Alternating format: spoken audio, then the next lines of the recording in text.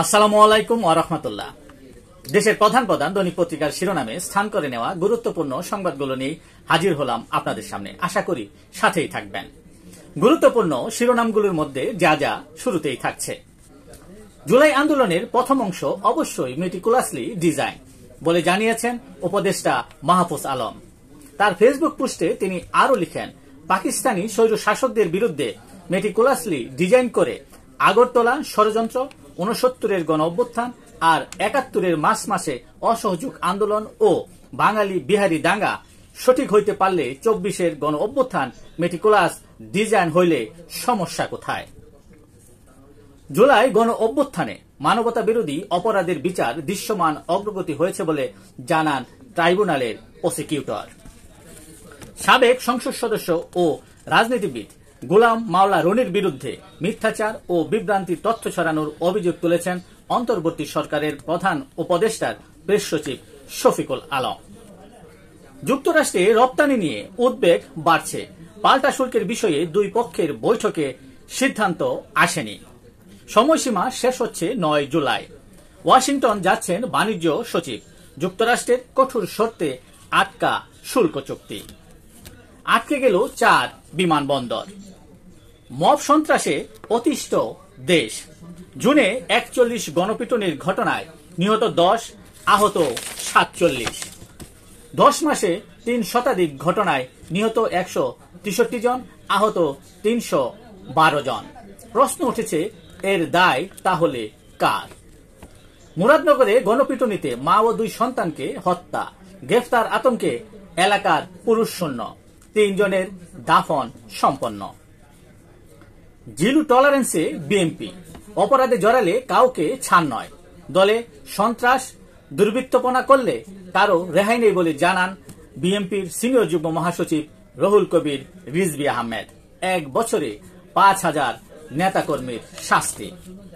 ঠাকুরগাঁও জনসভায় নাহিদ ইসলাম বলেছেন, ক্ষমতায় গেলে সীমান্ত হত্যা যে কোনো মূল্যে বন্ধ করবে এনসিপি। তিনি আরো বলেন, জুলাই আগস্টের মধ্যে জুলাই ঘোষণাপত্র দিতে হবে এবং তা অবশ্যই সংবিধানে যুক্ত করতে হবে। এ পরিস্থিতিতে কিসের নির্বাচন? আগে পরিবেশ সৃষ্টি করুন বলে মন্তব্য করেছেন জামায়াত ইসলামের আমির ডক্টর শফিকুর রহমান। 44তম বিসিএস এর চূড়ান্ত ফলাফলের প্রতিবাদ ও সরকারি কর্ম কমিশনের সংস্কারের দাবিতে আন্দোলনকারীদের উপর পুলিশের লাঠিচার্জ। চাঞ্চল্যকর তথ্য দিল মালয়েশিয়া।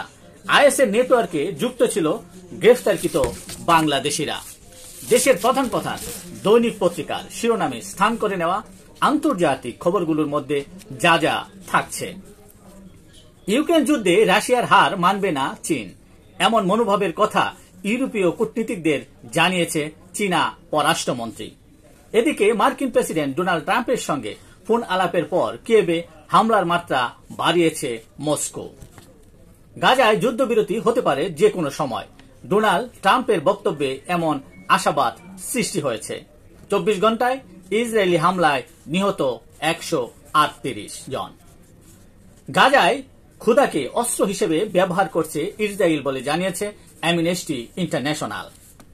যুক্তরাষ্ট্র প্রতারণা বন্ধ না করলে কোনো আলোচনা নয় বলে সাফ জানিয়ে দিয়েছে ইরান। ইরানি তেল বাণিজ্যে ফের আঘাত যুক্তরাষ্ট্রের। গুপ্তচর ভিত্তি সন্দেহে ইরান থেকে আফগানদের ফেরত পাঠানোর হিড়িক। 93 শিশু সেনাকে অব্যাহতির কথা জানালো মিয়ানমার জান্তা সরকার। ভারতে আটকা পড়া ব্রিটিশ যুদ্ধবিমান ঘিরে রহস্য। ভারত মহাসাগরের উপর দিয়ে ওড়ার সময় আবহাওয়া খারাপ হয়ে পড়লে F-35B যুদ্ধ বিমানটি ভারতের কেরালা বিমানবন্দরে অবতরণ করে। এই ছিল দেশের প্রধান প্রধান দৈনিক পত্রিকার শিরোনামে স্থান করে নেওয়া গুরুত্বপূর্ণ খবরগুলো, যা নিয়ে এতক্ষণ আপনাদের মাঝে উপস্থিত ছিলাম। আশা করি আপনাদের ভালোই লেগেছে। আজকের মতো এখানেই, আবারও দেখা হবে আগামীকাল ঠিক একইভাবে দেশের প্রধান প্রধান দৈনিক পত্রিকার শিরোনামে স্থান করে নেওয়া গুরুত্বপূর্ণ খবরগুলো নিয়ে। সে পর্যন্ত অবশ্যই ভালো থাকবেন, সুস্থ থাকবেন। আসসালামু আলাইকুম ওয়া রাহমাতুল্লাহ।